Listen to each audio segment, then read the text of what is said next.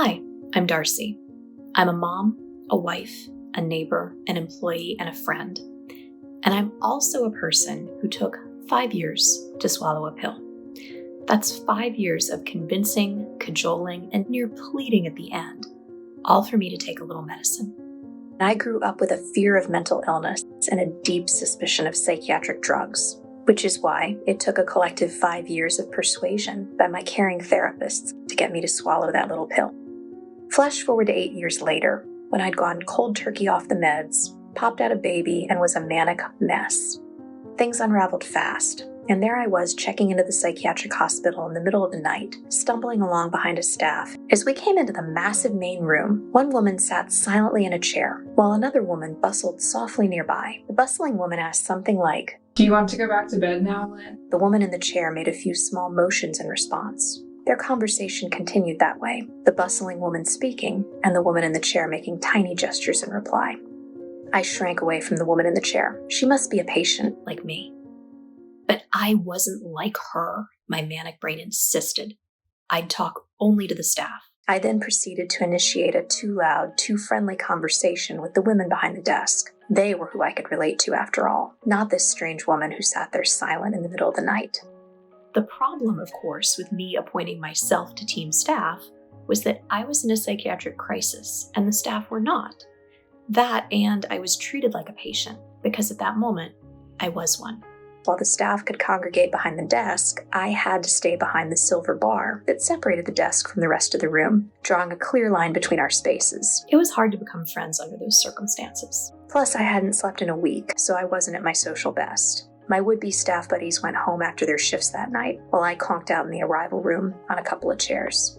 When I woke up the next day, my brain felt strangely peaceful after my first night of sleep in a week. Dozens of people in sweatpants and pajamas were milling around the main room. Their faces ranged from sleepy to grim, and there was some sort of order to their ebb and flow. I stood uncertainly to the side, my foggy brain trying to make sense of where I fit, and a bearded man in a plaid shirt noticed my hesitation. "It's morning vital signs." He pointed to a couch where a couple of staff had set up shop with thermometers and blood pressure cuffs. "We all go wait over there till we get our check." Suddenly the scene made sense, and I looked at the bearer of this news like he'd just solved the Rubik's Cube. Thank you! Thank you so much! I'm new here. "Yeah, I'm Byram." Byram was the first patient who broke through and became a person to me. Later that morning, I followed him along with the rest of the patient pack. Out in the courtyard, the weirdness of where we were faded away as conversations broke out. I tried not to stare at a woman with an exotic accent, but soon she turned her sparkle on me. "The one who came in the middle of the night? We've all been wondering about you. Where did you come from?" Several people gathered around as I stumbled through my story of stress and new motherhood and a return to the birthing hospital. It felt like an exceptionally friendly, non-judgmental neighborhood barbecue. The queen of the barbecue, the woman with the exotic accent, she became my new roommate later that day. She kept me laughing with stories of mixing up her 3 passports on trips all around the world, while I sat in the bed pumping breast milk. When staff knocked on our door for entry, Marla sprang into action. "There is a lady in here who needs privacy. Female staff only. No men." We were protective of each other, my fellow patients and me. Probably because at some point, our demons had gotten to each of us. But just because I accepted and appreciated my fellow folk in the psych hospital didn't mean that I accepted being in the psych hospital. That evening, we were sitting at circular tables, surrounded by magazines and glue sticks as the earnest therapist explained our collage activity, and I couldn't stop smirking. Art therapy? How mental patient could you get? Almost immediately, I caught myself. Well, yeah. After all, at that moment, I was a mental patient. Never would there be a more perfect time to embrace art therapy. "Does anyone have a picture of a baby?" I asked, and a sweet young man passed me a picture of Reese Witherspoon and her newborn. I darkened Reese's hair, found a picture of an actor who looked reasonably like my husband, and created a collage representing the 3 of us surrounded by a web of support. It hung on our fridge for years afterward. By the time I left the hospital 4 days later, all of my fellow patients had long since stopped looking like a bunch of sad-faced people in pajamas. They looked like their beautiful, unique, messy selves, including Lynn, who I shrank from in my first night there. She became my new roommate after Marla left, and I began to appreciate the sweetness underneath her silence. What my years-long resistance to trying medication and my rejection of the reality of being a psychiatric patient have in common is fear. I was so determined to keep my chin up that I punished myself, severely and effectively, by avoiding what I needed for years.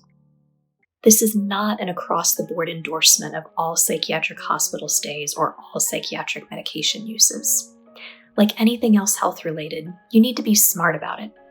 And when I say you here, I don't mean you sitting around by yourself trying to diagnose yourself. I mean you, as in you with one or more trusted mental health professionals and supportive people in your life. If you're hurting, if you're unhappy or struggling to function, please believe that you owe it to yourself and those you love to seek help. While it may take time and trial and error and ongoing work, there is a way out of the darkness and life can be so much better.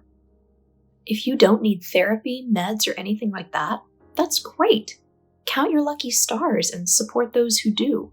People who choose to or need to go to therapy or take meds or get more intense mental health support are not weaker.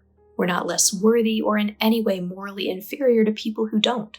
We simply need a thing that some others don't need. Some people need heart medicine or hearing aids or help learning to read, and some people don't. No matter who you are and what you do or you don't need, you really definitely don't need judgment. You do need people in your corner and a community to be real with. Thanks, University of Kentucky BH Well program, for turning my story into this video. You can check out their website and my blog site at perfectanonymous.com.